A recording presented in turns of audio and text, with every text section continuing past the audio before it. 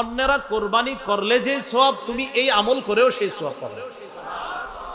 নাসাইর অন্য বর্ণনা দ্বারা বোঝা যায়, এক সাহাবী রাসূলুল্লাহ সাল্লাল্লাহু আলাইহি সাল্লামকে বললেন, হুজুর আমার তো এমন একটা প্রাণী আছে, এই প্রাণীর এই অবস্থা, আমারও কি কোরবানি দেওয়া লাগবে? তো নবীজি তার হালাত ছুঁই না বললেন, না না, তোমার কোরবানি দেওয়া লাগবে না। তুমি কোরবানির দিন চুল কাটবা, নখ কাটবা। বুঝেন কি বলে? তুমি কোরবানির দিন চুল নখ কাটবা, এর মানে কোরবানির আগ পর্যন্ত তুমিও চুল কাটবা না, নখ কাটবা না।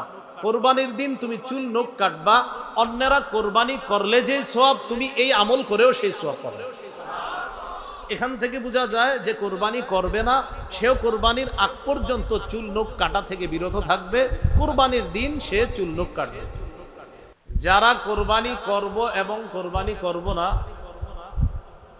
গত রাত থেকে তাদের জন্য প্রথম করণীয় ছিল চুল নখ না কাটা।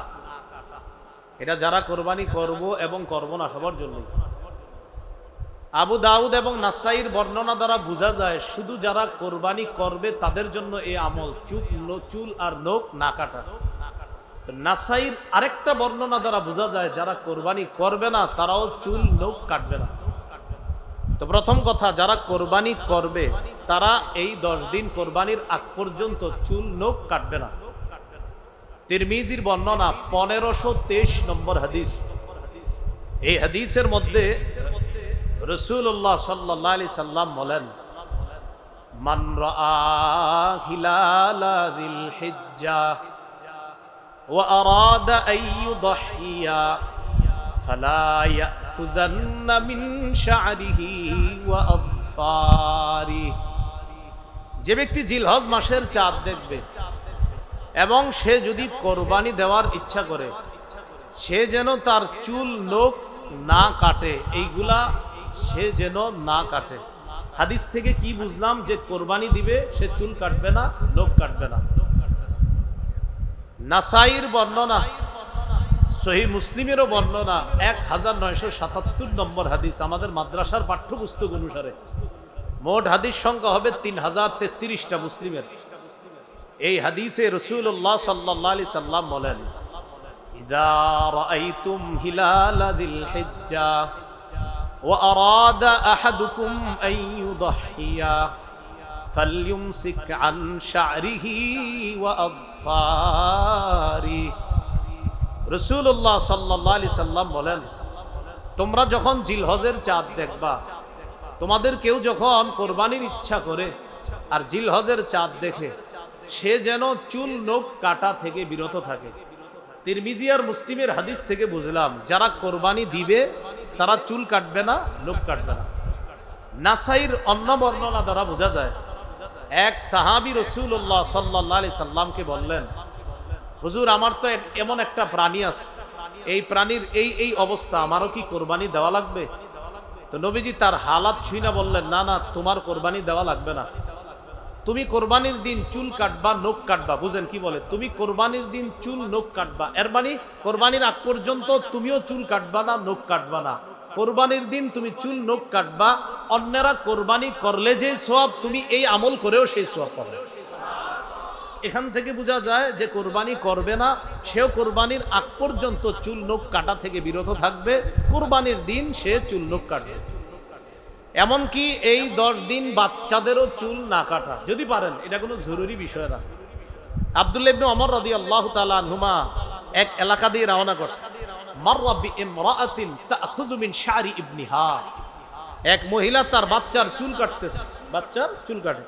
তো ইবনে ওমর বললেন, আহা, তুমি যদি কোরবানির দিন পর্যন্ত একটু অপেক্ষা করতা, তারপর যদি চুলটা কাটতা, কি বোঝা যায়? বাচ্চার মাকে ইবনে ওমর রাদিয়াল্লাহু তাআলা আনহুমা বললেন, তুমি যদি কোরবানির দিন পর্যন্ত অপেক্ষা করতা, তারপর যদি চুলটা কাটতা। এখান থেকে বোঝা যায় বাচ্চাদেরও 10 দিন পর্যন্ত আপনার চুল না কাটা। এটি কিন্তু জরুরি বিষয় না, যদি করেন খুব ভালো। তাহলে জিলহজের প্রথম কাজ পাইলাম আমরা, চুল নখ না কাটা। জিলহজ মাসের দ্বিতীয় করণীয়, আজকে যারা রোজা রাখছেন আলহামদুলিল্লাহ, যারা রাখতে পারেন নাই বাকি আরো 8টা আছে। তো নিয়ম ছিল 9টা রোজা রাখা। যদি পারেন, আজকে না রাখলেও সমস্যা নেই, বাকি 8টা রাখার চেষ্টা করেন। তো দ্বিতীয় করণীয় জিলহজের 9টা রোজা রাখা। আবু দাউদের বর্ণনা, 2437 নম্বর হাদিস, 2437 নম্বর হাদিস। এই হাদিসের মধ্যে আসছে কানা রাসূলুল্লাহ সাল্লাল্লাহু আলাইহি ওয়াসাল্লাম ইয়াসুমু তিসআ জিলহিজ্জাহ।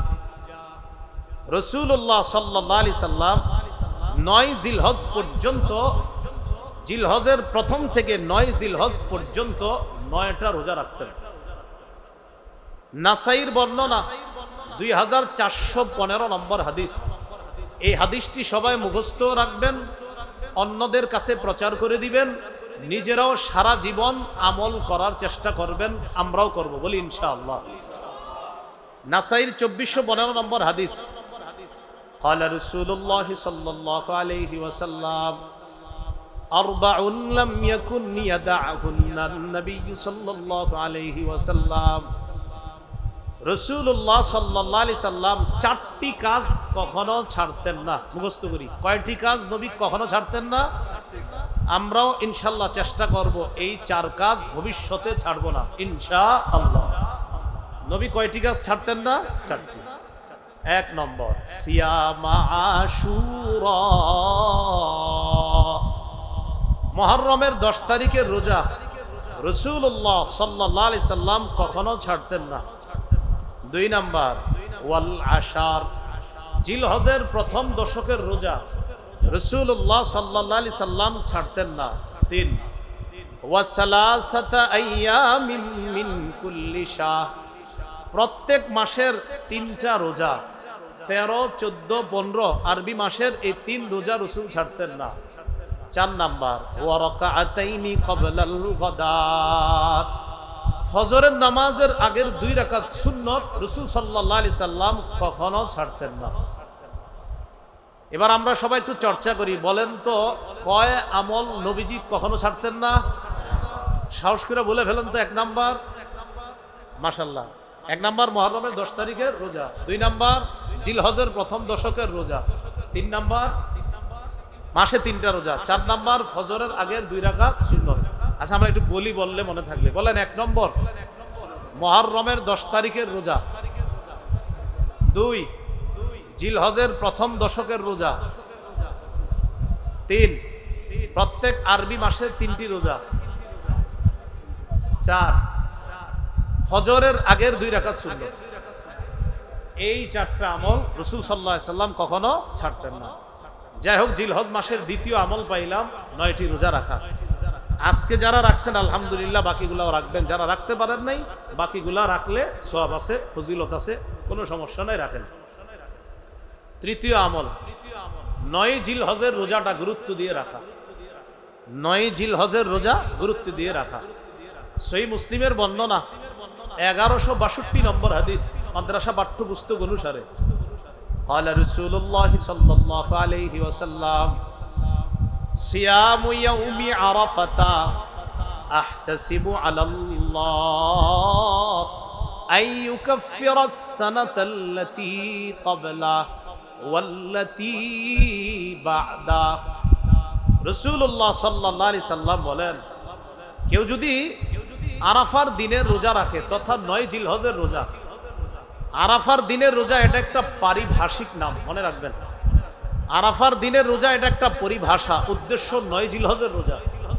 9 জিলহজের রোজা যদি কেউ রাখে, রাসূলুল্লাহ সাল্লাল্লাহু আলাইহি সাল্লাম বলেন, আমি আশাবাদী তার আগের 1 বছর এবং পরের 1 বছর, মোট 2 বছরের গুনাহ মাফ। এই হলো জিলহজের তৃতীয় আমল। তাহলে তৃতীয় আমলটা করার সুযোগ কি শেষ না এখনো আছে? জিলহজের চতুর্থ আমল, জিলহজ মাসে বেশি বেশি তাসবিহ পড়া, জিকির করা। মুসনাদে আহমদের বর্ণনা, قال رسول الله صلى الله عليه وسلم اكثروا فيهن من التكبير والتحميد والتهليل। রাসূলুল্লাহ সাল্লাল্লাহু আলাইহি সাল্লাম বলেন, জিলহজ মাসে বেশি বেশি আল্লাহু আকবার বলবা, বেশি বেশি সুবহানাল্লাহ পড়বা, বেশি বেশি লা ইলাহা ইল্লাল্লাহ পড়বা, বেশি বেশি আলহামদুলিল্লাহ পড়বা। উদ্দেশ্য হলো জিলহজ মাসে বেশি বেশি জিকির করা। জিকির করার জন্য অজুও করার প্রয়োজন নাই, চলতেছেন, ফিরতেছেন, দাঁড়িয়ে বসে শুয়ে জিকির করতে পারবেন। সূরা আলী ইমরানের 191 নম্বর আয়াতে আল্লাহ বলেন, জ্ঞানী হলো তারা আল্লাযীনা ইয়াযকুরুনাল্লাহা কিয়ামা ওয়া কুউদান ওয়া আলা জুনুবিহিম। আল্লাহ বলেন জ্ঞানী তারা যারা দাঁড়িয়ে আল্লাহকে স্মরণ করে, আল্লাহর জিকির করে, ওয়া কুউদা যারা বসে আল্লাহকে স্মরণ করে, ওয়া আলা জুনুবিহিম যারা শুয়ে শুয়ে আল্লাহকে স্মরণ করে, জিকির করে। তাহলে জিলহজ মাস ছাড়াও জিকির করব, বাকি জিলহজ মাসে খুব বেশি পরিমাণে জিকির করার চেষ্টা করব, আল্লাহ তৌফিক দান করেন। জিলহজ মাসের 5 নম্বর আমল, 9 জিলহজ ফজর নামাজ থেকে নিয়ে 13ই জিলহজ আসর পর্যন্ত মোট 23 ওয়াক্ত নামাজের পরে পড়ি একবার মহব্বতে আল্লাহু আকবার, আল্লাহু আকবার, লা ইলাহা ইল্লাল্লাহু ওয়াল্লাহু আকবার।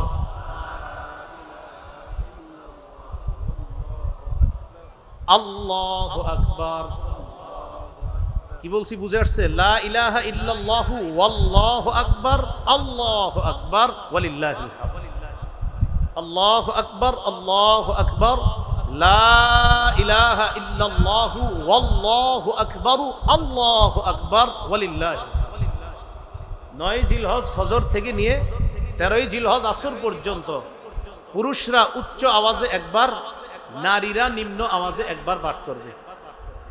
এই 23 ওয়াক্ত নামাজের মাঝে কারো কোনো নামাজ যদি কাজা হয়ে যায়, কারো যদি 9 জিলহজ ফজর থেকে নিয়ে 13ই জিলহজ আসর পর্যন্ত কোনো ওয়াক্ত নামাজ কাজা হয়, আর ওই কাজা নামাজটা যদি আপনি এই 5 দিনের মধ্যে আদায় করেন, আমি আবারও বলছি, 9 জিলহজ থেকে নিয়ে 13ই জিলহজ পর্যন্ত যেই নামাজগুলোর পরে তাকবীরে তাশরিক পড়তে হয়, এই নামাজগুলার কোনো এক ওয়াক্ত নামাজ যদি ওজরের কারণে কারো কাজা হয়ে যায়, আপনি কোনো কারণে এক ওয়াক্ত নামাজ কাজা হয়ে গেছে, এর মানে আপনি তাকবীরে তাশরিকটাও দিতে পারেন নাই, নামাজ কাজা মানে তাকবীরও তো দেন নাই। এখন যদি এই 5 দিনের মধ্যে আপনি তাকবীরে তাশরিকের দিনগুলা চলার মধ্যেই যদি ওই ওয়াক্ত নামাজের কাজাটা পড়েন, তাহলে কাজা নামাজের পরে এই তাকবীরটাও পড়তে হবে। আল্লাহ জানে বুঝছেন নি সবাই? আমি আশাবাদী বুঝছেন। এরপরে দৃষ্টান্ত দিই, 9 জিলহজ থেকে 13ই জিলহজ পর্যন্ত কথার কথা কারো জোহরের নামাজ কাজা হয়ে গেছে, এই জোহরের কাজা নামাজটা যদি সে এই 13ই জিলহজের আগেই আদায় করে, তাহলে তার এই নামাজের পরে ওই যে তাকবীরে তাশরিকটা ছুটে গেছিল, এটাও তার আদায় করতে হবে। এবার বুঝে আসছে না সবার? এই হলো আপনার 5ম আমল জিলহজ মাস। জিলহজ মাসের 6 নম্বর আমল কোরবানির দিন কোরবানি করা, তথা 10ই জিলহজ কোরবানি করা। 10ই জিলহজ নফল ইবাদতের মধ্যে তথা ফরজ ইবাদতের পরে, ফরজ এই জায়গায় নফল মানে উদ্দেশ্য আবার কোরবানি নফল এমন না, ফরজ ইবাদতের পরে 10ই জিলহজ রক্ত প্রবাহিত করা আল্লাহর কাছে সবচাইতে শ্রেষ্ঠ ইবাদত। আল্লাহর জন্য রক্ত প্রবাহিত করা তথা কোরবানি দেওয়া, এই হলো আপনার 6 নম্বর আমল জিলহজ মাসে। জিলহজ মাসের 7 নম্বর আমল সবচাইতে গুরুত্বপূর্ণ আমল, সেটা হলো যাদেরকে আল্লাহ সামর্থ্য দিয়েছে তারা হজ করা। সূরা আলী ইমরানের 97 নম্বর আয়াতে আল্লাহ পাক রব্বুল আলামিন বলেন, ওয়ালিল্লাহি আলান নাসি হিজ্জুল বাইতি মান ইসতাতাআ ইলাইহি সাবিলা। যারা কাবা পর্যন্ত পৌঁছার সামর্থ্য রাখে, যাদেরকে আল্লাহ এই পরিমাণ সামর্থ্য দান করেছে যে তারা প্রয়োজনের অতিরিক্ত অর্থ সম্পদ দিয়ে কাবায় গিয়ে আবার দেশে ফিরে আসার সামর্থ্য রাখে, তাদের জন্য আল্লাহকে খুশি করার জন্য এদের উপর হজ করা ফরজ। হাদিসে কুদসির মধ্যে আল্লাহ পাক রব্বুল আলামিন বলেন, সহিহ ইবনে হিব্বান হাদিসের কিতাবে আসছে, আল্লাহ পাক রব্বুল আলামিন বলেন, ইন্না আবদান সাহহাহতু লাহু জিসমা ওয়া ওয়াসসা'তু আলাইহি ফিল মাঈশা তামজি আলাইহি খামসাতু আ'ওয়াম লা ইয়াফিদু ইলাইয়া লামাহরুম। আল্লাহ বলেন, আমি যাকে সুস্থ রাখলাম, আর যাকে এই পরিমাণ সামর্থ্য দান করলাম যে আমার ঘর পর্যন্ত আসার সামর্থ্য আমি তাকে দিয়েছি, এইভাবে 5 বছর কেটে গেছে, সে আমার ঘরে হজ করতে আসে না। কোন বান্দার শরীর সুস্থ রাখলাম, তাকে আমি এই পরিমাণ সামর্থ্য দিছি যে সে হজ করতে পারতো, 5 বছর হয়ে গেছে সে হজ করে না। আল্লাহ বলেন লা মাহরুম, সে হতভাগা, সে কপাল পোড়া, সে বঞ্চিত। হজ ফরজ হইছে, আসে না, কয় বছর হয়ে গেছে? 5 বছর। যাবো যাবো যাবো, যায় না, 5 বছর হইছে। আল্লাহ কয় তাকে সামর্থ্য দিলাম, আমি তাকে সামর্থ্য দান করলাম। আল্লাহ তাআলা বলছেন আমি তাকে সামর্থ্য দিলাম, সুস্থ রাখলাম, এরপরে আমার কাছে আসে না 5 বছর, সে বঞ্চিত, সে হতভাগা, সে কপাল পোড়া। যাদেরকে হজের সামর্থ্য আল্লাহ দিয়েছেন তারা যেন অতি দ্রুত হজ সম্পাদন করতে পারে, আল্লাহ তৌফিক দান করেন। সহিহ মুসলিমের বর্ণনা 1337 নম্বর হাদিস, 1337 মাদ্রাসা পাঠ্যপুস্তক অনুসারে রাসূলুল্লাহ সাল্লাল্লাহু আলাইহি সাল্লাম বলেন, قد فرض عليكم الحج وفي رواية إن الله كتب عليكم الحج فحجوا। রাসূলুল্লাহ সাল্লাল্লাহু আলাইহি সাল্লাম বলেন, তোমাদের উপর হজ ফরজ করা হয়েছে। অন্য বর্ণনায় নবী বলেন, আল্লাহ তোমাদের উপর হজ ফরজ করেছেন, ফাহুজ্জু, তোমরা হজ করো। ফাকালা রাজুলুন আকুল্লা আমিন ইয়া রাসূলুল্লাহ, এক ব্যক্তি রাসূলুল্লাহ সাল্লাল্লাহু আলাইহি সাল্লামের কাছে জানতে চাইলেন, হে আল্লাহর হাবিব, হজ কি প্রতি বছর ফরজ? ফাসাকাতা, রাসূলুল্লাহ সাল্লাল্লাহু আলাইহি সাল্লাম চুপ রইলেন। নবী বললেন, তোমাদের উপর হজ ফরজ করা হয়েছে যাদের সামর্থ্য আছে, অতএব তোমরা হজ করো। একজন প্রশ্ন করলেন, হুজুর হজ কি প্রতি বছর ফরজ? নবীজি চুপ রইলেন। হাত্তা ক্বালাহা সালাসা, এই প্রশ্নটা তিনি 3 বার করলেন। এরপর নবী বললেন, লাউ কুলতু নাআম লাওয়াজাবাত ওয়া লামাসতাতাতুম, আমি যদি তোমার প্রশ্নের জবাবে বলতাম হ্যাঁ, তুমি যে আমারে 3 বার প্রশ্ন করলা প্রতি বছর হজ ফরজ কিনা, আমি যদি বলে ফেলতাম হ্যাঁ, তাহলে প্রতি বছর সামর্থ্যবানদের জন্য হজ ফরজ হয়ে যেত, আর এটা তোমরা করতে পারতা না। কেন তোমরা আমাকে এত প্রশ্ন করো? দারুনি মা তারাকতুকুম, আমি যতটুকু বলি এতটুকু মেনে নাও, তোমরা বেশি প্রশ্ন করবা না। فإنما هلك من كان قبلكم بكثرة سؤالهم واختلافهم على أنبيائهم, তোমাদের পূর্ববর্তী জাতি বেশি প্রশ্ন করার কারণে আর নবীদের সাথে বেশি মতভেদ করার কারণে ধ্বংস হয়ে গেছে। আমারে এত প্রশ্ন করবা না, বলছি হজ ফরজ, এত প্রশ্ন কেন করো? প্রত্যেক বছর হজ ফরজ, আমি নবী যদি বলে ফেলতাম হ্যাঁ, সামর্থ্যবানরা প্রতি বছর হজ করা লাগতো, আর এটা কষ্টকর হয়ে যায়। আবু দাউদের বর্ণনা 1721 নম্বর হাদিস, রাসূলুল্লাহ সাল্লাল্লাহু আলাইহি সাল্লামের একজন সাহাবী নাম আকরা ইবনে হাবিস, আকরা ইবনে হাবিস সাআলান নবী সাল্লাল্লাহু আলাইহি ওয়াসাল্লাম আল হজ্জু ফি কুল্লি সানাতিন আও মাররাতান ওয়াহিদা,